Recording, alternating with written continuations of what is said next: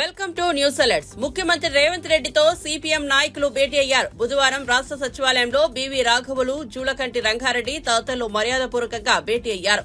కాగా త్వరలో స్థానిక సంస్థల ఎన్నికలు, నామినేటెడ్ పోస్టుల భర్తీ నేపథ్యంలో ఈ భేటీ రాజకీయ వర్గాల్లో ప్రాధాన్యత సంతరించుకుంది.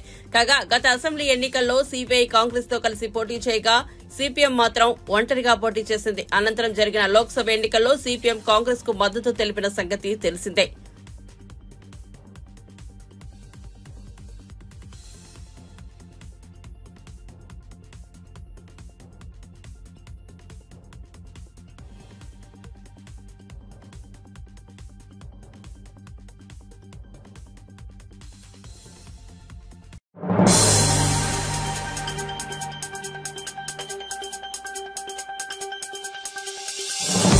శాసన మండలిలో ప్రతిపక్ష నేతగా మాజీ మంత్రి, విశాఖ ఉమ్మడి జిల్లా స్థానిక సంస్థల నియోజకవర్గ ఉప ఎన్నికలో ఎమ్మెల్సీగా ఎన్నికైన బొత్స సత్యనారాయణ నియమితులయ్యారు. ఎమ్మెల్సీ లేళ్ల అప్పిరెడ్డిని ఎల్ఓపీగా నియమించాలని గత నెలలో వైఎస్సార్ అధ్యక్షుడు జగన్ మండలి చైర్మన్ కు లేఖ రాయగా అదే నెల 21న ఆయనను నియమించారు. ఇప్పుడు అప్పిరెడ్డిని తప్పించి ఆ బాధ్యతను బొత్సకు ఇవ్వాలని జగన్ నిర్ణయించారు. దీంతో అప్పిరెడ్డి బుధవారం తన పదవికి రాజీనామా చేశారు. తర్వాత బొత్స పేరును సిఫారసు చేస్తూ పార్టీ తరపున లేఖను చైర్మన్ కు సమర్పించారు. విశాఖపట్నం కార్యనిర్వాహక రాజధాని ఈ క్షణం వరకే, అదే మా పార్టీ విధానం. దాన్ని కొనసాగిస్తామా లేదా అన్నది మళ్లీ పార్టీలో చర్చించుకుని వెల్లడిస్తామని బొత్స తెలిపారు. ఎమ్మెల్సీగా ప్రమాణం చేశాక ఆయన మీడియాతో మాట్లాడారు. ఇదమ్మా మా పార్టీ విధానాన్ని మీ ఎందుకు వదులుకుంటాం? అది మళ్ళీ దీని మీద మళ్ళీ చర్చించుకుంటాం. మాది ఈ క్షణంకైతే అదే విధానం, అది కొనసాగిస్తాం అనేది మా పార్టీ నిర్ణయం చేసుకున్న తర్వాత మళ్ళీ మీకు చెప్తాను. నేను అది మా అధ్యక్షుడు చెప్తారు, లేకపోతే నేను చెప్తాను, లేకపోతే మా పార్టీ ఫోరం మీద చెప్తాము, లేకపోతే మా పార్టీ నాయకులు చెప్తారు, మా స్పోక్స్ పర్సన్ చెప్తారు, ఎవరైనా చెప్తాము. ప్రతి పార్టీకి విధానాలు ఉంటాయి, ఆ విధానం ద్వారా పార్టీలు ముందుకెళ్తాయి, దాని ప్రకారం వెళ్తాము. అంతేగాని ఇది లేదు, అది ఉంది, ఇది లేదు కాదు. ఒకసారి అప్ అండ్ డౌన్స్ వస్తే రాత్రి వస్తుంది, పగలు వస్తుంది, అలాగే పగలు రాత్రి అవుద్ది, ఆ రకంగా ఉంటాయి. నేను నాకు జ్యోతిష్యం రాదు, నేనేమి జ్యోతిష్యం చెప్పిన వ్యక్తిని కాదు. మీ మీడియాలోకి వచ్చి నేను స్పెక్యులేషన్ చేయలేను. నేను సామాన్యుని, వాస్తవాల దగ్గరగా ఉన్నవాడిని. కాబట్టి వాస్తవాలు ఏమంటే మాట్లాడుకుంటాం. లేదు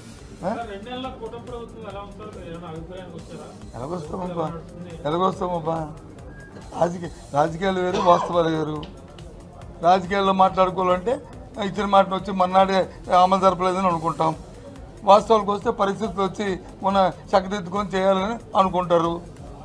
అయితే మాలాంటి వాళ్ళు ఏమనుకుంటామంటే, ఇది పరిస్థితిని తెలిసే కదా వాగ్దానాలు చేశారు కదా, పరిస్థితులు తెలిసే కదా చేశారు కదా, చేస్తే బాగుంటుంది, ప్రజలకు మేలు జరుగుతుందని మేము అనుకుంటాం. దానికి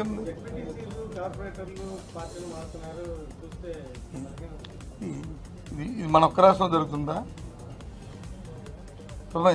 భారతదేశ రాజకీయాల్లో ఎక్కడ మన ఒక్క రాష్ట్రంలో ఉంది ఇది. ఈ మారడాలు చేరడాలు ఇవన్నీ వస్తుంటాయి. కొత్త నీరు పోయి పాత నీరు వస్తుంది, పాత నీరు పోయి కొత్త నీరు వస్తుంది. మానవుడి తాలూకా విధానాలు ఉంటాయి, ఆలోచనలు ఉంటాయి, ఆశలు ఉంటాయి. ఆశలకు అనుగుణంగా, ఆలోచనకు అనుగుణంగా వెళ్తుంటారు, చేస్తుంటారు. జరిగితే మన ప్రతిభ, జరగకపోతే అవతల ప్రతిభది. నేను చూస్తాను అనలేదు, అవతల అంటారు కదా అన్న, నేను చూస్తాను అనలేదు. తప్పు నా మీద తొయ్యకు.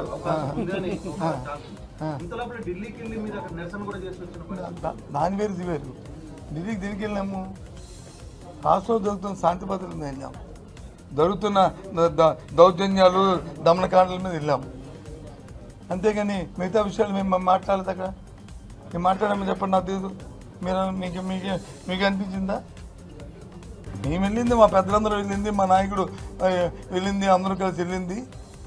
జరుగుతున్న దౌర్జన్యాల మీద, జరుగుతున్న హత్యల మీద, జరుగుతున్న దానకాండల మీద, దాని మీద వెళ్ళాం. అది ఎప్పుడు కూడా ఇంతకుముందు రాజకీయాల్లో జరగలేదు. ఈ రాష్ట్రంలో ఎన్నికలైన తర్వాత జరగలేదు. కాబట్టి దాన్ని ఆపాలేదన్నాం, దానికోసం వెళ్ళాం. దాన్ని ఎత్తి మొత్తం దేశం యావత్తు దేశం దృష్టికి తీసుకెళ్ళడానికి వెళ్ళాము. అది సఫలీకృతం అయ్యాము. ఎవరు పెడుతున్నారు? పెట్టుకో. సార్ ఒకటి చెప్తాను, కేసులు పెడుతున్నారు, అధికారుల మీద పెడుతున్నారు, లేదా మా అమ్మాయి పెడుతున్నారు, లేదా తీన పెడుతున్నారు అనే దానికి నేను దానికి పోను. తప్పు చేసిన వాడు శిక్ష అనుభవించవలసిందే. నేను దానికి వ్యతిరేకం కాదు. అయితే ఎప్పుడు తప్పు చేయని వాడిని కానీ తప్పు చేసినట్టుగా నిరూపించి వాడిని చేయగలని వస్తే జరిగే పరిణామాలు ఉత్తిపోదు. రేపు మళ్ళీ ఇదే రోజులు వస్తుంటాయి.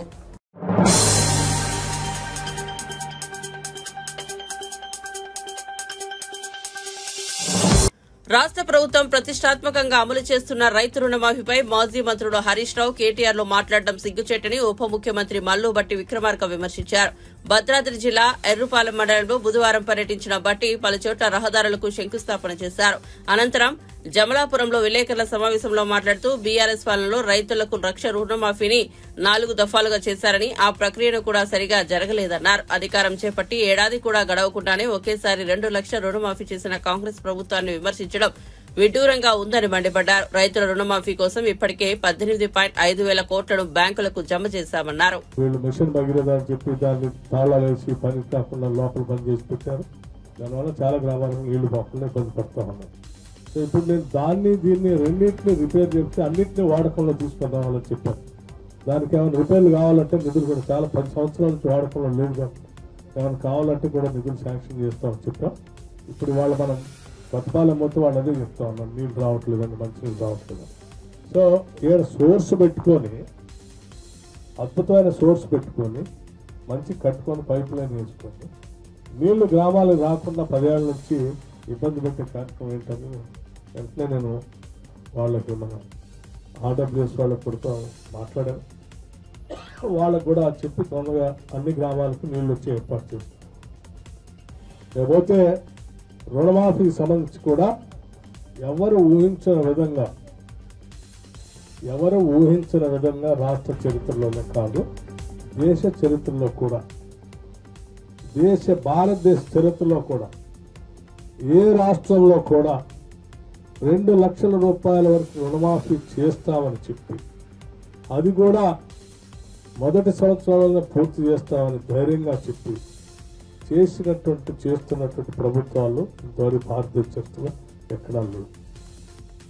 జూలై 15 నాడు జీవో ఇచ్చాం చేస్తామని. జూలై 18వ తారీఖు నాడు, అంటే 15 నుంచి 18వ తారీఖే మొదటి విడతలో 1 లక్ష రూపాయలు ఉన్నటువంటి వాళ్ళందరికీ డబ్బులు వేసేసాం బ్యాంకుల్లో. జూలై 30వ తారీఖు వచ్చే వారికల్లా అసెంబ్లీ సమావేశాలు నడుస్తూ ఉన్నాయి. ఆలస్యం అయితే ఇబ్బంది వస్తుంది అనేటువంటి ఆలోచనతో అసెంబ్లీ ప్రాంగణంలోనే రేట్ చేయకుండా ఉండాలని చెప్పి 1.5 లక్షల వరకు రుణాలు ఉన్నటువంటి వాళ్ళకి మళ్ళీ ఒక 7 నుంచి 8 వేల కోట్లు. మళ్ళీ మొన్న ఆగస్టు 15 నాడు వైరాలో జరిగినటువంటి భారీ బహిరంగ సభలో ముఖ్యమంత్రి రేవంత్ రెడ్డి గారు కూడా వచ్చారు. ఆ సందర్భంగా 3వ విడతగా 2 లక్షల వరకు, 2 లక్షల లోపల 2 లక్షల వరకు ఉన్నటువంటి వాళ్ళందరికీ ఉపయోగపడేటట్టుగా దాదాపు 18,000 కోట్ల రూపాయలు ఇప్పటికే మనం రాష్ట్ర ప్రభుత్వం నుంచి నిధులు రిలీజ్ చేసి బ్యాంకులు పంపించేశాం ఒకటే రోజు మిషన్ మీటర్కి. ఈ 18,000 కోట్ల రూపాయలు 2 లక్షల లోపల ఉన్నటువంటి రైతులందరికీ ఇచ్చే క్రమంలో బ్యాంకులు ఇచ్చిన సమాచారం ప్రకారం, కోఆపరేటివ్ సొసైటీస్ ఇచ్చినటువంటి సమాచారం మేరకు అందరికీ క్లియర్ చేసుకుంటూ పోతా ఉన్నాం. ఇక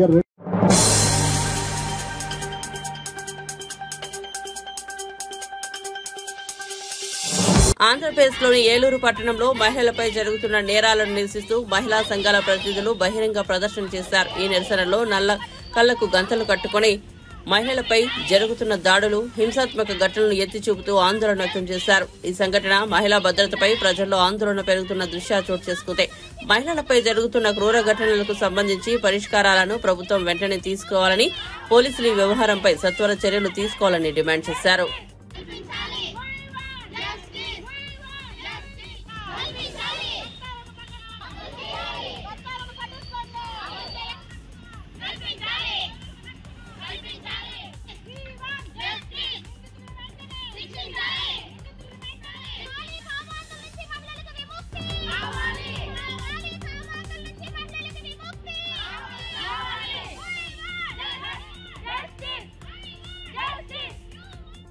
మహిళలకు రక్షణ కల్పిస్తున్నాము, రిజర్వేషన్ కల్పిస్తున్నాము, స్వేచ్ఛనిస్తున్నాము అని ప్రభుత్వాలు గొప్పగా చెప్పుకుంటున్నాయి. కానీ ఈ రోజు రోడ్డు మీద తిరగడానికి కానీ, ఇంటిలో ఉండటానికి కానీ, పనిచేసే దగ్గర కానీ ఎక్కడ కూడా మహిళలకు అనేది స్వేచ్ఛన రక్షణ లేకుండా పోయింది.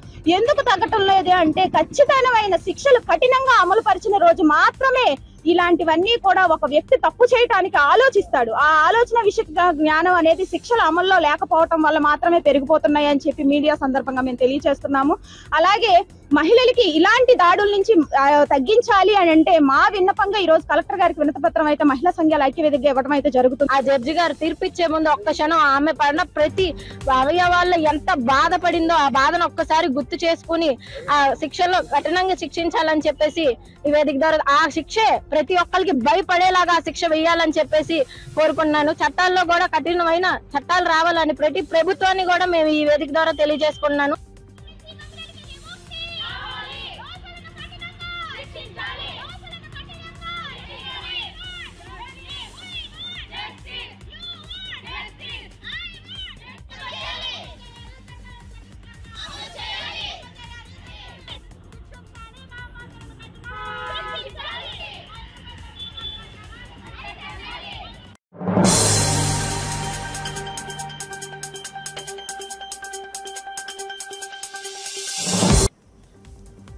రాష్ట్ర ప్రభుత్వం తీవ్ర అప్పుల్లో ఉన్న 2 లక్షల వరకు రుణమాఫీ చేస్తున్నామని వ్యవసాయ శాఖ మంత్రి తుమ్మల నాగేశ్వరరావు తెలిపారు. ఇప్పటి వరకు 22 లక్షల రైతు ఖాతాల్లో రుణమాఫీ డబ్బులు జమ చేశామని చెప్పారు.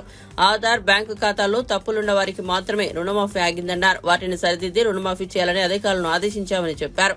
రుణమాఫీ పొందలేని రైతులు వ్యవసాయాధికారులకు దరఖాస్తు చేసుకోవాలని సూచించారు. రైతు వేదికలు, మండల ఆఫీసుల్లో అధికారులను పెట్టి వివరాలు తీసుకుంటామని తెలిపారు. బుధవారం ఖమ్మంలో ఆయన మీడియాతో మాట్లాడారు.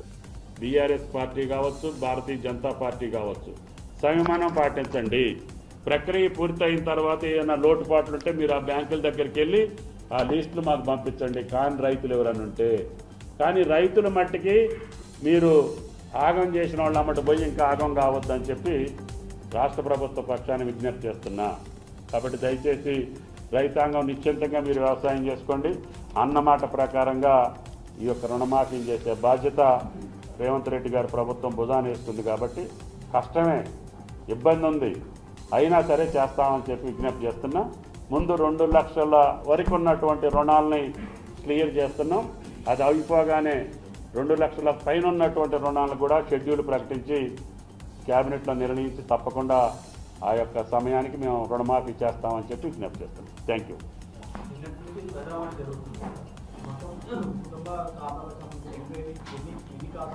అది ఏ రోజుకి ఆ రోజు డైరెక్టరేట్కి పంపించమని చెప్పాము. అంటే రైతు వేదికల నుంచి సాయంత్రానికి ఇక్కడికి రావాలి, ఇక్కడి నుంచి మళ్ళీ మా డైరెక్టరేట్కి రావాలి. ఆ అమౌంట్ ఎంత ఉంటుంది, ఆ ఖాతాలు ఏంటి చెక్ చేసి మాకు వచ్చినాయి. మాకు మొన్న ఈ మధ్యన వచ్చినాయి.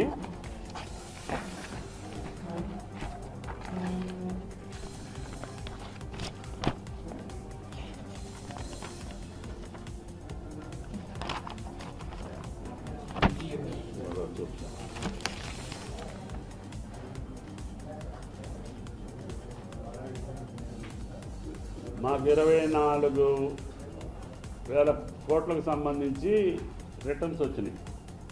ఆ అమౌంట్కి సంబంధించి అంటే 2.26 లక్షలు ఖాతాలు మేము చేసింది. ఇప్పటికి 22 లక్షలకు చేశాము. అందుట్లో మాకు వచ్చింది రిటర్న్ వచ్చినాయి ఇట్లా 24,000 వచ్చినాయి. నిన్నటి వరకు 7,957 క్లియర్ చేశారు. ఆ 45 కోట్లు జమ చేశాం ఆ ఖాతాల్లో. రోజు వస్తుంటాయి, రోజు ఇంటికి వెళ్ళినప్పుడల్లా మేము క్లియర్ చేస్తాం. రానాటినన్నింటినీ క్లియర్ చేసుకుంటూ పోతాము. అయ్యేదాకా ఊరుకోం. అధికారుల్ని వెంబడించి వాళ్ళు అంటున్నారు కదా వేటాడతాం పోటాడతాం అని. మీరు వేటాడొద్దు, పోట్లాడొద్దు. మేము నిక్కచ్చిగా రైతుల ఇంటికి పంపించి మీరు అసలు ఆ నిర్ధారణ కూడా చేయలేదు. అందుకనే కాకు మిమ్మల్ని ప్రశ్నించింది, అభిశంసించింది. మీరు చేసిన తప్పు రుణమాఫీ, కుటుంబ నిర్ధారణ చేయకుండా ఇష్టం వచ్చినట్టు ఇచ్చారు. కాబట్టి కుటుంబ నిర్ధారణ కరెక్ట్ చేయమన్నారు. కాబట్టి మళ్ళీ అటువంటి పొరపాటు జరగకూడదని చేస్తున్నాం. మాకు తెల్ల కార్డు ఉంటేనేమో కుటుంబ నిర్ధారణ చేయాల్సిన అవసరం లేదు. అందుట్లో కుటుంబం మొత్తం ఉంటుంది. కాబట్టి పాస్బుక్లో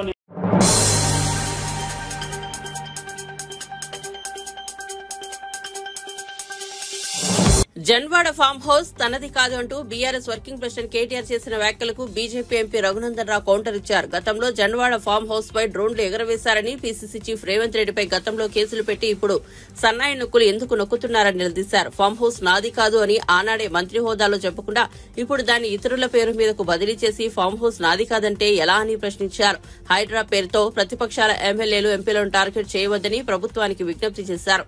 సుప్రీంకోర్టు నిబంధనల ప్రకారం చెరువులు, శిఖం, బఫర్ జోన్లో ఎవరైనా సరే అక్రమ నిర్మాణాలు చేపడితే వారి పట్ల దయాదాక్షిణ్యాలు లేకుండా ఆ నిర్మాణాలను 24 గంటల్లో కూల్చివేయాలని డిమాండ్ చేశారు.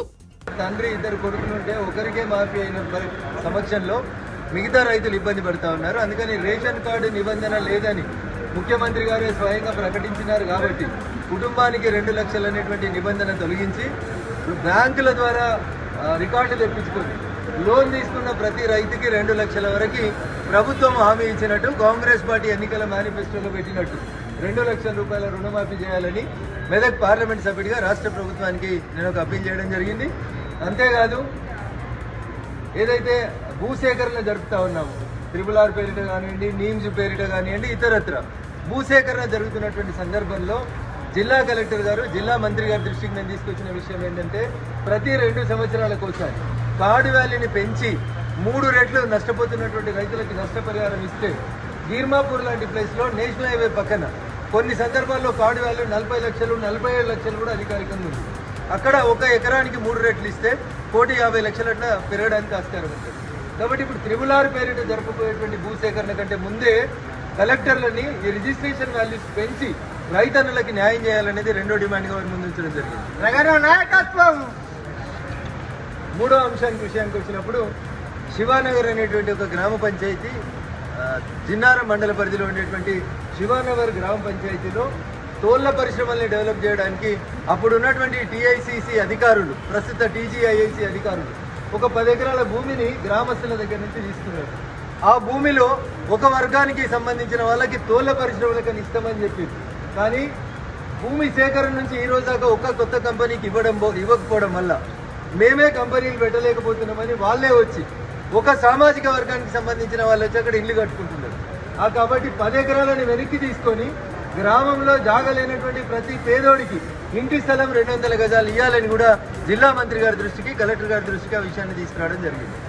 అవి కాకుండా దేవాలయ శాఖ మంత్రి గారే ఈ జిల్లాకి ఇన్ఛార్జ్ ఉన్నారు. కాబట్టి పటాన్చెరు నియోజకవర్గంలో అమీన్పూర్లో ఉన్నటువంటి వీరంగూడ భ్రమరాంబ మల్లికార్జున స్వామి దేవస్థానానికి సంబంధించిన దేవాలయ భూములన్నీ కూడా ఎంక్రోచ్ అవుతున్నాయి. కాబట్టి దయచేసి ఆ దేవాలయ భూముల్ని వెంటనే రిస్టోర్ చేయాలి. హైడ్రా పేరిట ఎట్లయితే నీటి సంరక్షణ, చెరువుల సంరక్షణ, కుంటల సంరక్షణ జరుగుతుందో దేవాలయాల భూములను సంరక్షించేందుకు కూడా దేవాలయ భూములలో ఎవరన్నా నిర్మాణాలు చేపడితే వాటిని కూడా కూల్చివేసేందుకు హైడ్రా లాంటి ఒక కమిటీని ఏర్పాటు చేయమని గౌరవ మంత్రి గారి దృష్టికి తీసుకురావడం జరిగింది. ప్రతిపక్ష పార్లమెంట్ సభ్యుడిగా ప్రభుత్వం స్పందిస్తుందని ఆశిద్దాం. మళ్లీ సమీక్షకు వచ్చినప్పుడు ఈ రోజు చర్చకు వచ్చిన అన్ని అంశాల మీద ఒక positive.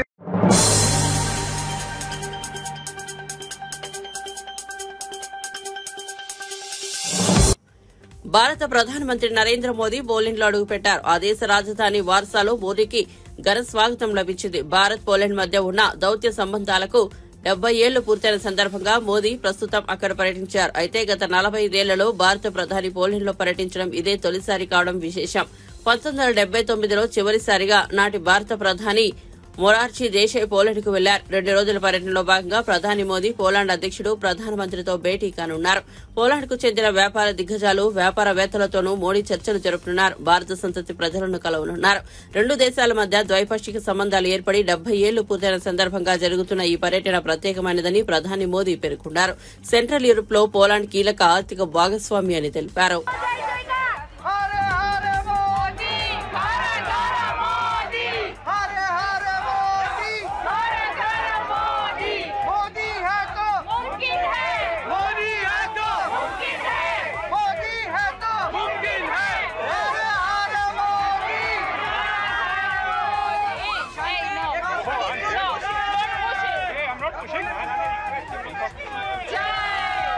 We welcome you very warmly, Prime Minister Mr. Narendra Modi. Everyone, please welcome our guests.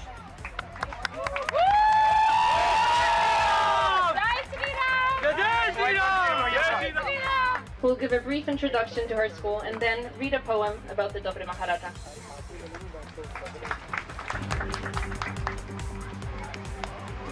The students and the entire community of the Janusz Korczak Non-Public High School No. 2 in Warsaw say, as I write to you, I reflect my deep reverence on the unimaginable trials and enduring hardship they were endured by the Polish brothers and sisters, the strength and the fortitude they showed through the darkest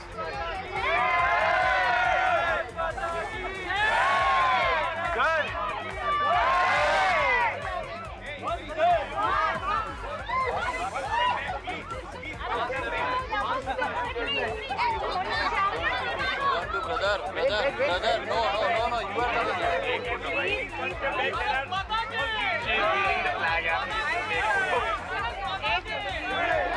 brother, don't push. Push my hair, don't. Modi Kaka camp to Jai Shri Krishna. Jai Shri Krishna. एक minute photo भाई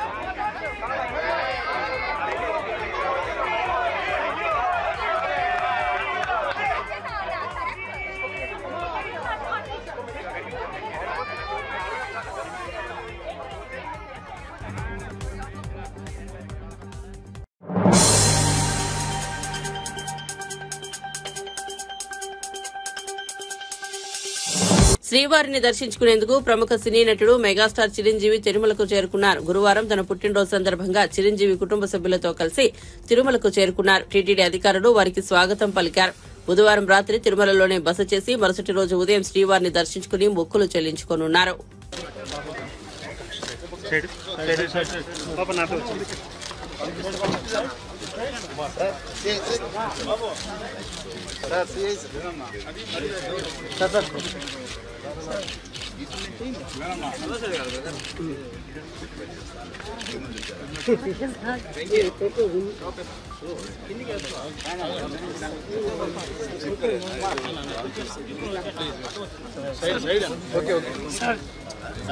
Sir, Janasena, sir, Tirumala.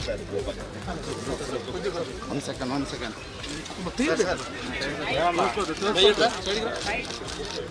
Chedina. Okay.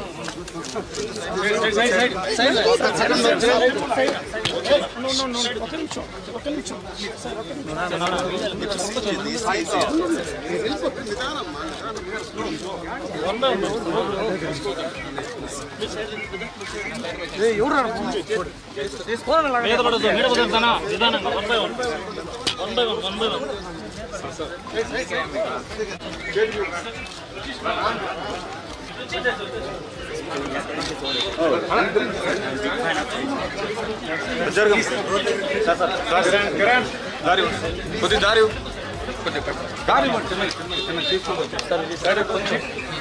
Logo దించుకురా అన్న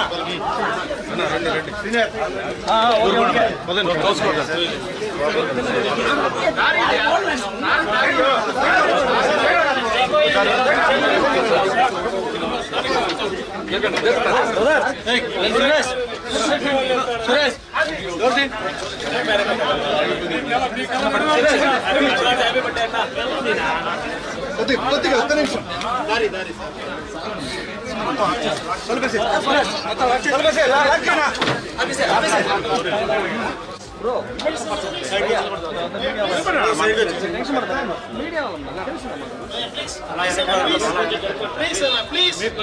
మీరు ముందు జరిగితే వెళ్తాను sir please sir please అన్న side అలా ముందుకు ఓకే భయ్యా ప్లీజ్ అన్న ముందుకెళ్ళ అన్న అలా ముందుకెళ్ళ భయ్యా ప్లీజ్ భయ్యా ప్లీజ్ ప్లీజ్ సార్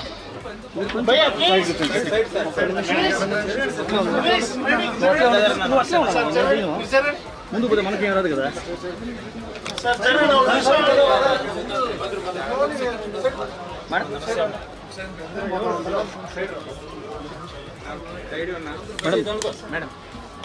మేడం నమస్తే డోర్ క్లోజ్.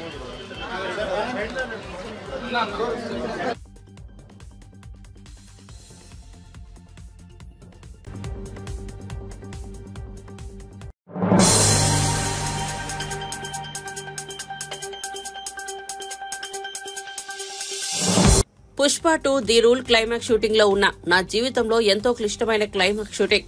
సుకుమార్ గారి భార్య తబిత గారు వచ్చి మారుతినగర్ సుబ్రహ్మణ్యం సినిమాని నేను సమర్పిస్తున్నాను, ప్రీ రిలీజ్ వేడుకకి రావాలని అడగగానే వస్తానని చెప్పాను. ఎందుకంటే మనకి ఇష్టమైన వాళ్ళకి మనం సపోర్ట్ గా నిలబడగలగాలి. అది మన ఫ్రెండ్స్ అయినా కావాల్సిన వాళ్ళైనా నాకు ఇష్టమైతే నేను వస్తా, నా మనసుకు నచ్చితే నేను వస్తా, అది మీ అందరికీ తెలిసిందేనని హీరో అల్లు అర్జున్ అన్నారు. Very simple. నేను ఇవాళ ఎందుకు ఇక్కడికి వచ్చాను అనేది వెరీ ఆబ్వియస్. ఎందుకంటే సుకుమార్ గారు వైఫ్ తబిత గారు ఈ సినిమా ప్రొడ్యూస్ చేస్తున్నారు. పుష్ప 2 లాస్ట్లో చెప్తా, అది డెజర్ట్ లాంటిది, అది లాస్ట్లోనే చెప్పాలి, అది లాస్ట్లోనే తినాలి. సుకుమార్ గారి వైఫ్ తబిత సుకుమార్ గారు ఈ సినిమా ప్రొడ్యూస్ చేశారు. ఆబ్వియస్లీ ఆవిడ మేము క్లైమాక్స్ షూట్ చేస్తున్నాం, ఆ రూమ్ లోపలికి వచ్చి ఆవిడ ఒకటే మాట అన్నారు, నేను ఇలా బని గారు నేను ఇలా సినిమా ప్రొడ్యూస్ చేస్తున్నాను, ఎలాగో సుకుమార్ గారు వస్తారు, నేను సుకుమారు మీరు గారు కాకుండా మిమ్మల్ని కాకుండా నేను ఇంకెవరిని అడుగుతాను అన్నారు. ఇంకా ఆ మాట తర్వాత ఇంకా డిస్కషన్ లేదు, మాటలు లేవు, మాట్లాడుకోవటం లేవు. ఆబ్వియస్లీ నాకు సుకుమార్ గారు అంటే ఎంత ఇష్టం ఏంటి అని నేను మాటలో చెప్తే చాలా స్టూపిడ్గా ఉంటుంది. ఆవిడ అడిగిన వెంటనే మీరు నమ్మరు, క్లైమాక్స్ చాలా టఫ్ షూట్. నేను జనరల్లీ అనను ఈ మాట, నేను ఇప్పటివరకు చేసిన క్లైమాక్స్లోనే one of the most difficult climax, చాలా టైరింగ్ క్లైమాక్స్. అంత సిచ్యువేషన్లో కూడా ఆవిడ అన్న వెంటనే వస్తున్నాను తబిత గారు, ఇంకా మీరు ఆ మాట అనిన తర్వాత, ఎందుకంటే ఇష్టమైన వాళ్ళకి మనం చూపించాలి, మనం నిలబడగాలి. యూనో మన ఫ్రెండ్ అనుకో, ఇంకోళ్ళు అనుకో, మనకు కావాల్సిన వాళ్ళు అనుకో, నాకు ఇష్టమైతే నేను వస్తా, నా మనసుకు నచ్చితే నేను వస్తా, అది మీ అందరూ తెలిసిందే. అండ్ తబిత గారు రియలీ మిమ్మల్ని I really like to appreciate you. ఎందుకంటే నీకే అవసరం లేదు, మీరు చాలా కంఫర్టబుల్గా ఉన్నారు. మీ సుకుమార్ గారు ఇప్పుడు పాన్ ఇండియా రేంజ్లో ఉన్నారు. మీకు ఏ అవసరం లేకపోయినా కూడా మీరుగా వాలంటీర్ చేసి సినిమా తీస్తున్నా చూసారా, thank you for that. And it's very nice that you're very comfortable. ఒక you know you're a very comfortable lady. కానీ మీరు ఎక్కడో లేదు, నేను ఏదో చేయాలి, ఏదో ప్రొడక్ట్గా చేయాలి, సినిమా చేయాలి అని మీరు తీసుకునే ఇనిషియేటివ్. ఇప్పుడు ఏదో మామూలుగా సుకుమార్ రైటింగ్స్లో ఫిల్మ్స్ చేయటం అంటే అది కాదు, మీరుగా చేయటం అనేది మీరు సొంతగా. అసలు నాకు తెలిసింది సుకుమార్ గారికి ఏ మాత్రం సంబంధం లేకుండా ఇది ప్యూర్ మీ క్రెడిట్ మీద మీరు చేశారు. So I like to congratulate. సభాముఖం మిమ్మల్ని అభినందిస్తున్నాను. Darling, for the first time నీకు ఇందులో ఏ క్రెడిట్ లేదు. అంటే ఒకట్లే, తబిత సుకుమార్లో సుకుమార్ ఉన్న క్రెడిట్ నువ్వు తీసుకోవచ్చు.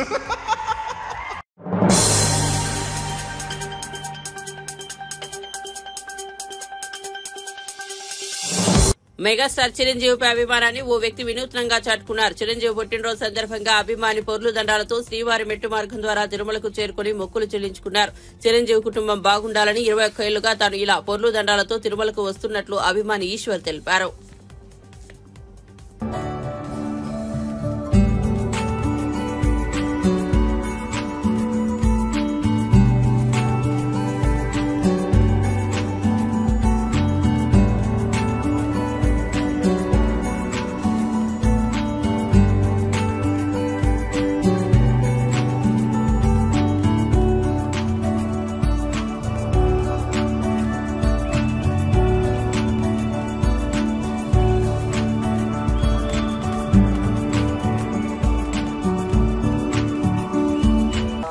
రేపటి దినమున ఆగస్టు 22 మెగాస్టార్ చిరంజీవి గారి పుట్టినరోజు సందర్భంగా ఈ పులిదండాల యాత్ర చేశాను. అన్నయ్యకి పుట్టినరోజు శుభాకాంక్షలు. అదేవిధంగా జనసేన పార్టీ పవన్ కళ్యాణ్ గారు ఉప ముఖ్యమంత్రి అయినాడు, ఎమ్మెల్యే గెలిచి ఉప ముఖ్యమంత్రి అయినాడు. ఆ మొక్కులు కూడా చెల్లించుకుంటున్నాను. రాబోయే రోజుల్లో పవన్ కళ్యాణ్ గారిని ముఖ్యమంత్రిగా చూడాలని నా ప్రధాన కోరిక. అదేవిధంగా కొన్నిదేళ్ళ ఫ్యామిలీ అందరూ బాగుండాలని కోరుకుంటున్నాను. కలియుగ దైవం ప్రత్యక్ష దైవం శ్రీ వెంకటేశ్వర స్వామి చిరంజీవి అన్నయ్యకి 69వ పుట్టినరోజు శుభాకాంక్షలు. ఆరోగ్యాలతో ఐశ్వర్యాలతో వెదజల్లాలని, అన్నయ్య కూడా ఒక ఎవరెస్ట్ శిఖరం మాతో పై పదవులు రావాలని నేను కూడా కోరుకుంటున్నాను. ఇది 20 సార్లు వచ్చాను, ఇది 21సారి. జనసేనలో కూడా 21 స్థానాలు వచ్చాయి. చాలా సంతోషంగా ఉంది నాకు. ఆ కలియుగ దైవం వెంకటేశ్వర స్వామి ఆశీస్సులు ఉండాలి. అదేవిధంగా జపాలి హనుమాన్ జయంతి రోజు పవన్ కళ్యాణ్ గారు భారీ మెజార్టీతో గెలవాలని మొక్కున్నాను. అదేవిధంగా గెలిచారు. కూటమి ప్రభుత్వం ఏర్పడాలి, ఎన్డీఏ ప్రభుత్వం ఏర్పడాలి అనుకున్నాను. అది ఆ ఆంజనేయ స్వామి కోరిక తీర్చారు. ఈరోజు కూడా ఆ మొక్కులు కూడా చెల్లించుకుంటున్నాను. ఇదే చివరిసారి నేను చేయబోయేది, ఇదే చివరిసారి. ఎందుకంటే 21 సంవత్సరాలుగా చేస్తున్నాను మెగా ఫ్యామిలీ పైన. దానివల్ల ఇదే చివరిసారి. మెగా ఫ్యామిలీలో కొన్నిదేళ్ళ ఫ్యామిలీలో అందరూ బాగుండాలి. రామ్ చరణ్, నాగబాబు అన్నయ్య, వరుణ్ తేజ్, సాయి ధర్మతేజ్, వైష్ణవ్ తేజ్, అఖిరానంద్, ఆద్య, ప్రతి ఒక్కరు బాగుండాలి అని ఆ వెంకటేశ్వర స్వామిని వేడుకుంటాను.